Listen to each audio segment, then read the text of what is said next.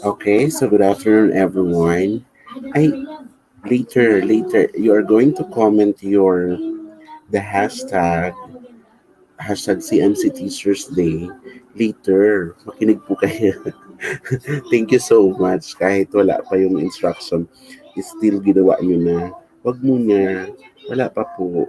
As your output pa po yun later. Later for the instruction ha. Kindly listen for my instruction regarding that matter. Okay, so but by this time, we will have first the discussion on situated learning theory by Jean Lave. Okay, so Jean Lave's situated learning theory. So before we proceed with this, is we will have first an activity. The activity is what are the things that you have learned outside of the community or in the environment na without the formal schooling. Okay, comment down your answers.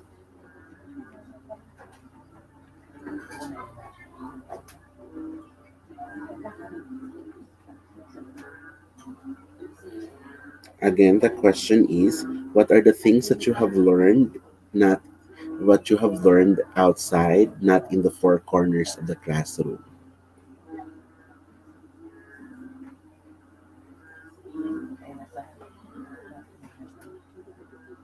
I'm waiting for your answers.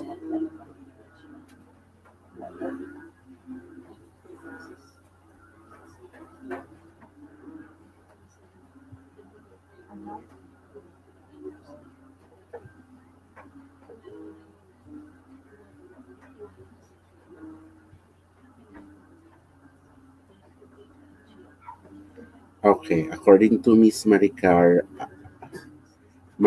Awil, she learned how to bike, diba? Without the formal ano pa. What else?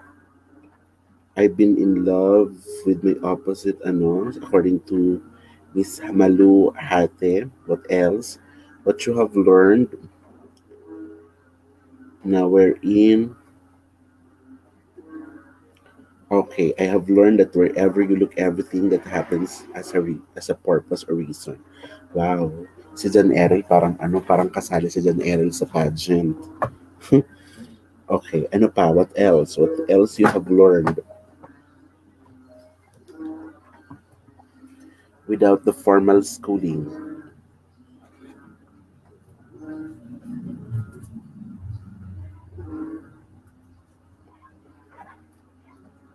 To communicate and interact. Okay, you learn how to communicate and interact. Okay, what else?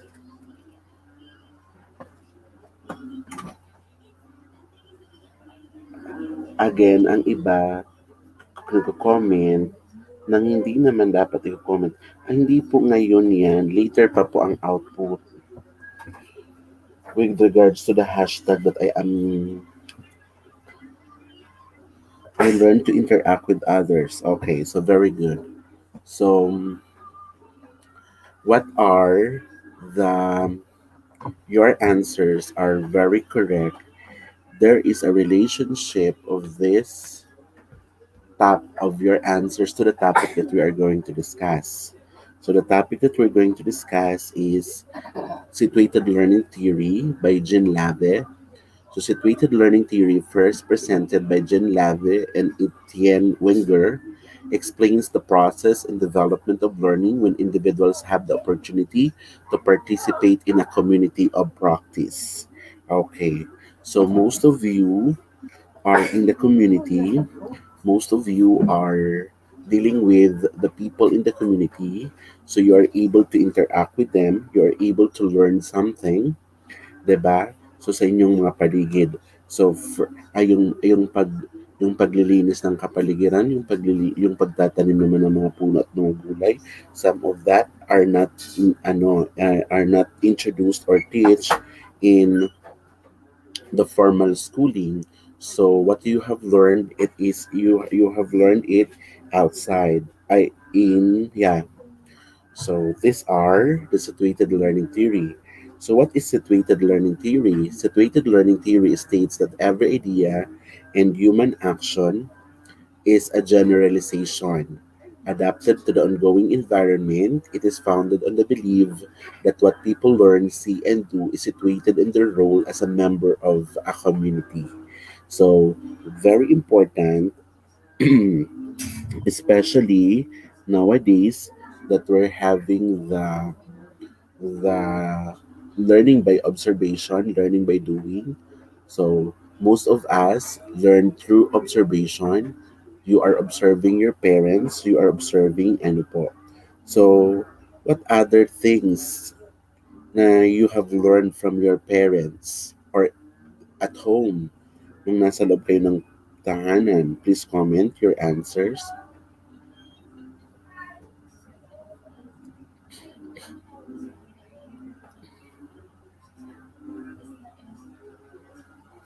So sabi po dito, we learn to interact based on what we learn and we are able to get something from them. Very good. Carvanel's videos. What else?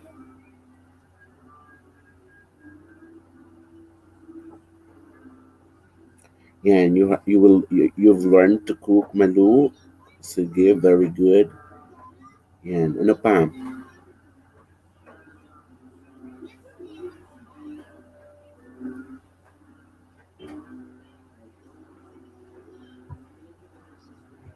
What else? I learned how to deal my peers and elders as an appropriate manner. Okay, so very good.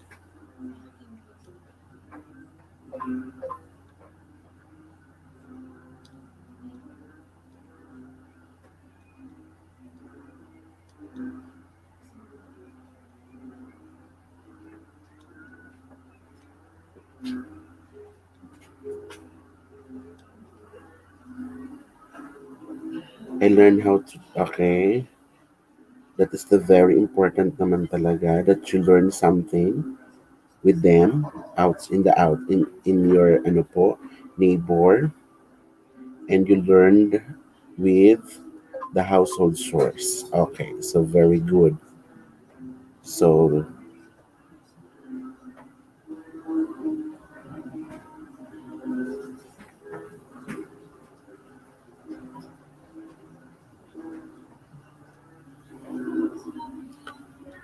next to that is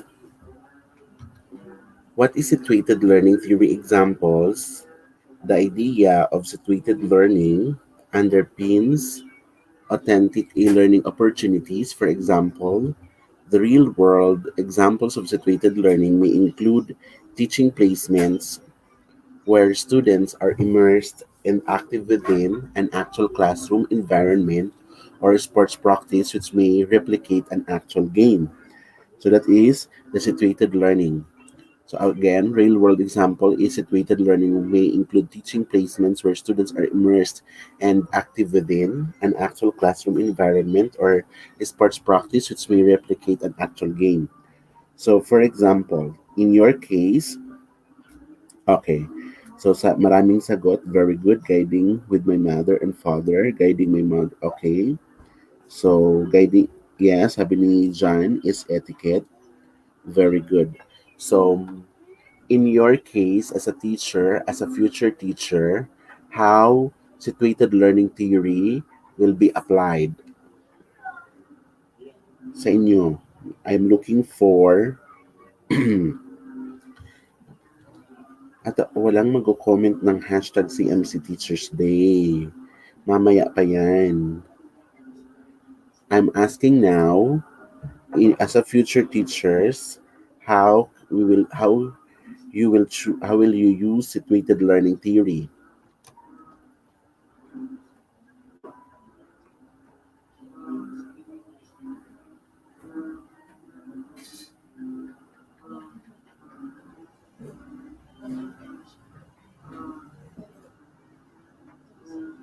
Please answer.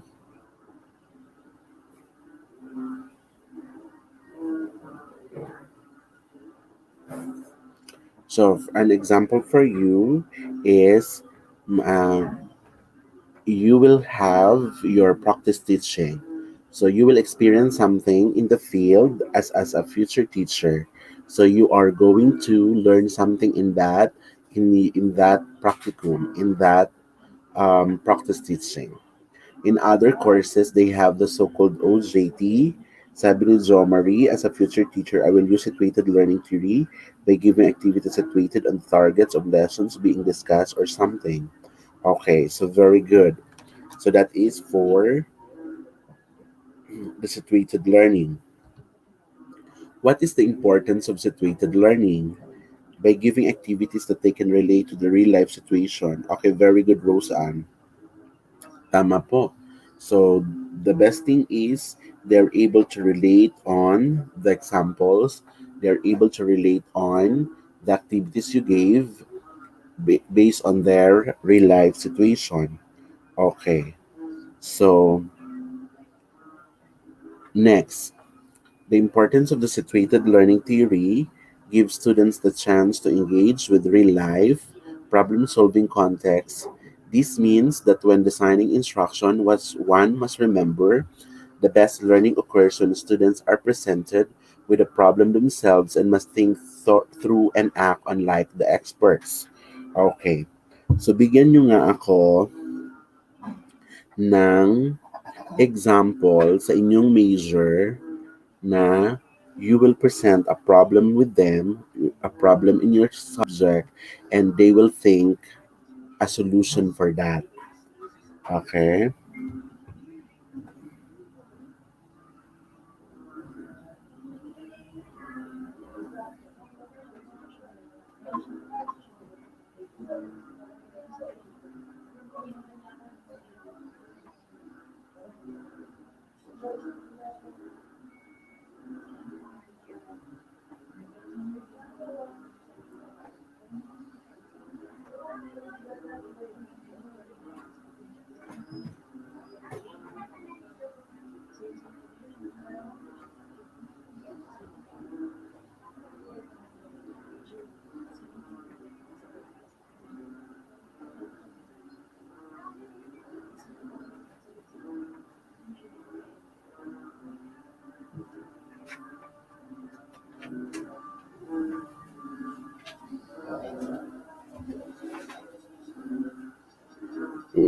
Okay.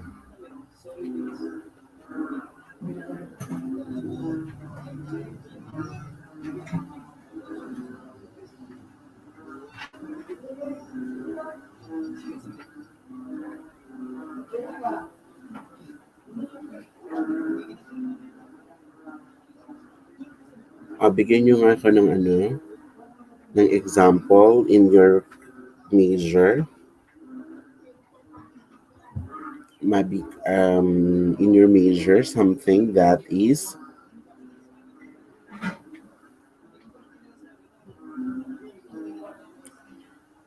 again, in situated learning theory, you will give a problem with them and they will think a solution for that problem. Okay. Sabi ni Malu, teaching on how to sing an old song with the millennial version. Okay, very good. So that could be a very good example for this. What else? Kindly comment your ano po, if you are listening or if you are watching with the discussion this evening. And maganda yun ano na teaching them ay they are going to sing a song, the mga 90s, 80s songs, and they will apply it with the modern ano. Sabi ni Jo Marie, for example, in our field of specialization, the teacher provided types of researches that has methodological errors used. The students must find and replace it with the appropriate one and justify. Okay, very good, Jo Marie. Role playing of their real life situations. Okay, Dazel, very good. Pero bigyan mo Dazzle ng something na problem and they will act that and they will give solutions on the problem presented. Sabi ni Rose Ann, a situation in how The past events of history affects the lives nowadays. Okay, so very good. So next is, what are the two so next is what are the two main ideas of Jean Lave's situated learning theory? So Jean Lave and Etienne Wenger argue that learning is necessarily situated, a process of participation in communities, a process of community practice, and the newcomers join such communities via a process of legitimate peripheral participation or learning by immersion in the new community and absorbing its modes of action. Okay, so you have subject in the college, which is in STP, and you experience, and na-experience nyo bang nagkaroon kayo ng community immersion? So you will, noong kami, nagkaroon kami ng ganito, that we are immersed in the community. May isang subject kami nung college kami na talagang one sem community immersion. We are going there in that place, and we are conducting different activities, and we experience the lives of the people in that community. So that is situated learning theory. So now, in your major, in your major, you are going to give an example of, in your major, you're going to give an example wherein situated learning theory can be used. Halimbawa, okay, sabi ni Jo Marie, yes, we have community immersion. Very good. Okay, so kung meron kayong community immersion, can you please give me your learnings or your ideas on the community immersion that you conducted in that place? Okay, kindly comment your answers.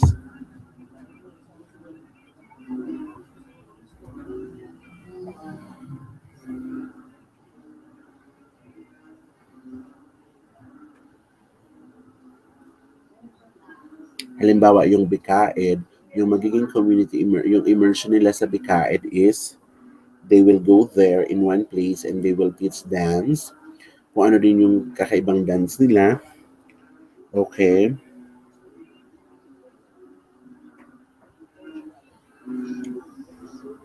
Halimbawa sa TLE is halimbawa sa TLE is you have your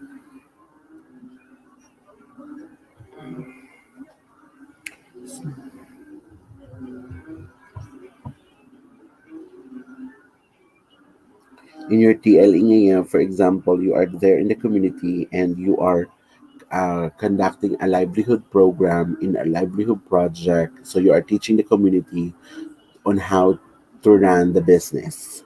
Sabi ni Dazzle, we conducted yung beautification of the particular area. Okay, very good. So that is situated learning theory. So what is the process of learning? Learning is the process of acquiring new understanding, knowledge, behaviors, skills, values, attitudes, and preferences. Some learning is immediate, induced by a single event, for example, being burned by a hot stove, but much skill in knowledge accumulate from repeated experiences. So let us remember na ang iba parang di man nakikinig. Bakit palagi may hashtag? Hashtag CMC. Di ko ba niyan pinapagamit? Ay, ewan ko. Message pa nga ako sa group chat. Hmm.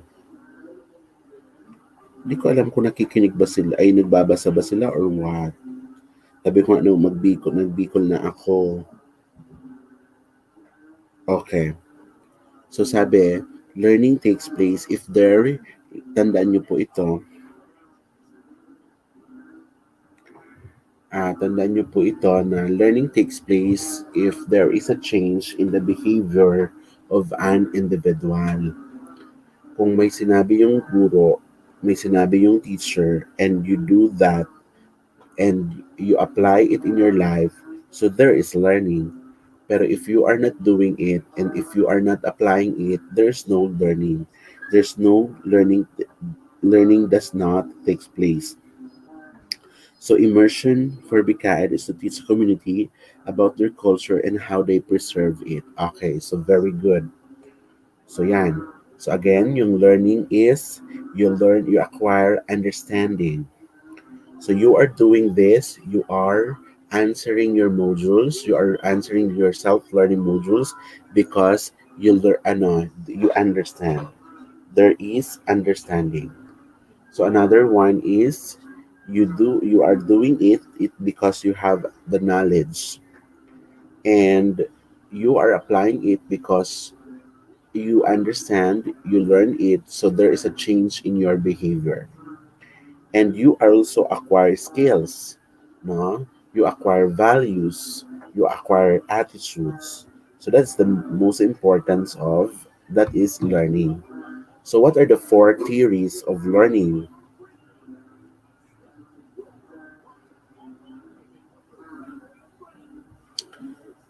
So, what are the four theories of learning? The four theories of learning are the classical conditioning, the operant conditioning,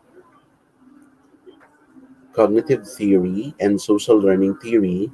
Learning is the individual growth of the person as a result of cooperative interaction with others. Okay, so these are the four theories. We will explain it one by one. So, what is situated? By the way, okay, so yung classical conditioning and the operant conditioning is yung that will end to that it ano din that is a ano din of rewards and punishment. Okay, so if you are the teacher, what will you give to your learners? An incentive of a money, an incentive of a thing, or words of appreciation? See nga, comment your answers.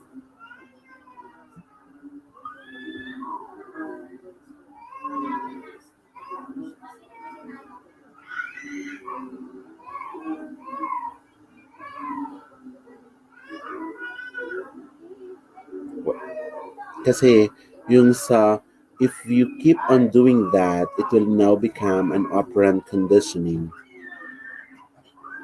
Yan. Okay, according to Carberango, she will give words of appreciation, di ba? So, kasi there is a great impact of and then yung words. Sabi ni Danilo, words of appreciation. And according to Malu, it's also words of appreciation. So, what is situated understanding? Working definition of situated understanding, having the capacity not just to provide knowledge in the right context, but to synthesize new knowledge, explanations, or connections related to a particular item of knowledge in novel ways. Okay, what do you mean by novel ways? In different ways. Novel means yung mga modern ways, 'di ba? So this time that we are going to handle millennials, this time that we are handling young generations, what are the best things that you are going to do in order for them to understand your lesson? Comment your answers.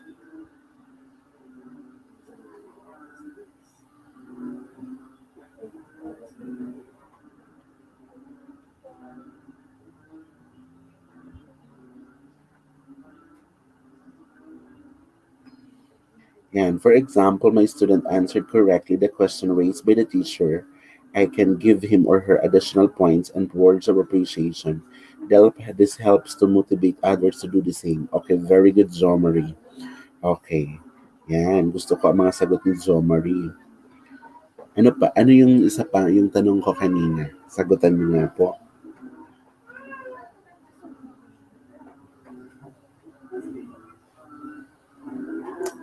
So I will repeat. What do you think are the modern ways in in teaching the millennials nowadays or teaching the young generations?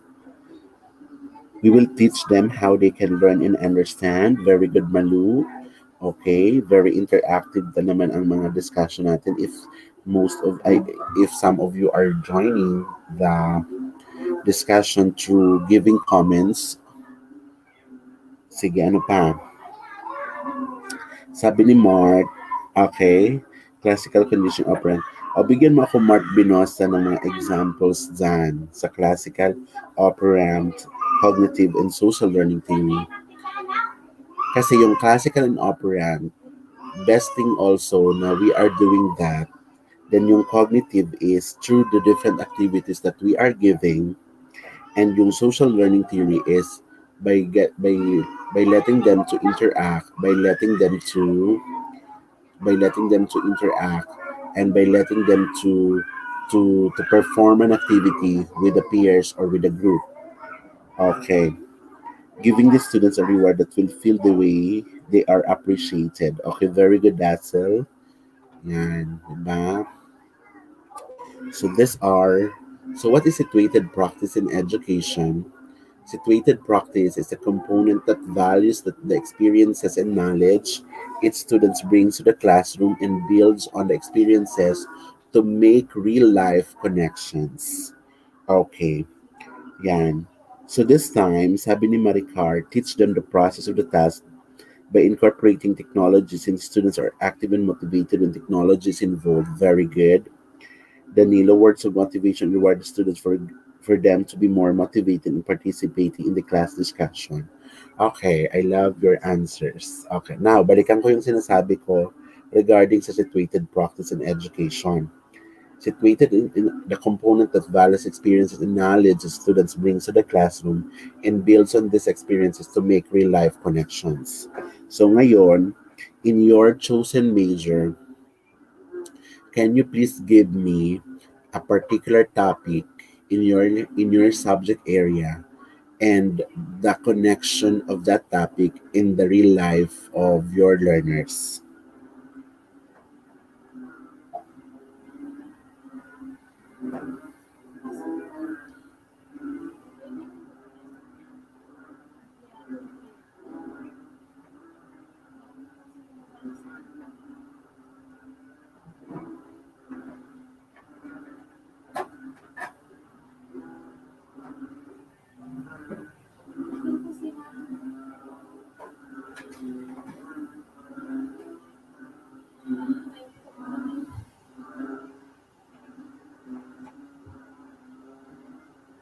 Okay. Sabi ni Ariel, masyado nang late ito, Ariel, pero babasahin ko pa rin. Sabi ni Ariel is, give them a learning process in which they learn not only because of what is taught to them, but because of what they explore and experience. Okay, well said, John Ariel. Okay, very good. Yung tanong ko kanina is, give me a particular topic in your learning area. For example, kung BKED ka, kung TLE ka, kung Filipino ka, you will give a particular topic in your learning area. Then what's the connection of that in their real life po? Sabi ni Malu, the topic that are connected to our real life is the sports. O, paano yon? Paano? How are you going to connect that in the real life situation?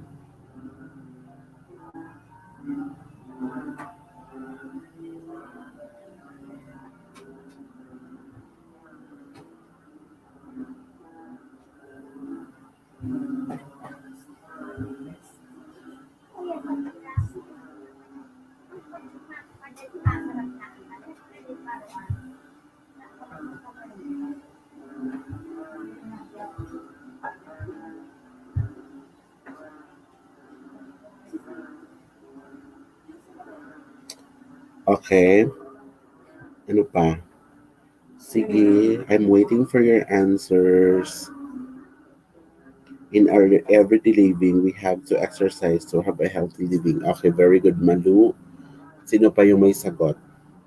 Sabi ni Maricar, the topic is about teaching methods because as a future teacher, it is important to know what methods and approach is applicable and effective to your students. Okay, so very good. These are. Okay. So we will now end with this topic because next meeting we will discuss the philosophical basis of education. Okay. So what are the philosophical basis of education? That is what we are going to discuss. Your output na palagi nyo, ay wait lang, balikan ko si Danilo. Dula-dulaan po, sir, in Filipino based on, okay, very good. Tama po yan. Sige. Your output, ito na. Di ba, situated learning theory ang ating dinidiscuss. Si Rosa and Bernarte naman in social studies, history that they can cite past events and tell how it connects to these in real life situation. Example, the politics. Okay, very good. So dapat ano din, we will let them to be open with the present situation, especially in politics. Okay, balikan ko na yung sinasabi ko kanina. Bakit sabi ko as your output? Since situated learning theory po tayo, so you will now give thank you will give thanks to your teachers for learning something with them, with your interaction with them, with your teachers. So, ipopost po natin sa inyong wall. Ipopost nyo po sa inyong wall using the hashtag. Yung hashtag, dapat doro-diretso ha, the hashtag CMC Teachers Day. With that, madali kong makuha lahat. All the all all the students that posted using the hashtag, madali ko pong makuha. And alam ko kung who are the students who posted and greeted their teachers. Okay po? So yan po. Thank you very much. Some comments will be read by your teacher. Babasahin ko na lang po ito dahil maganda din po ang inyong mga sagot, maganda din po ang inyong mga ano. Okay? So thank you and God bless everyone.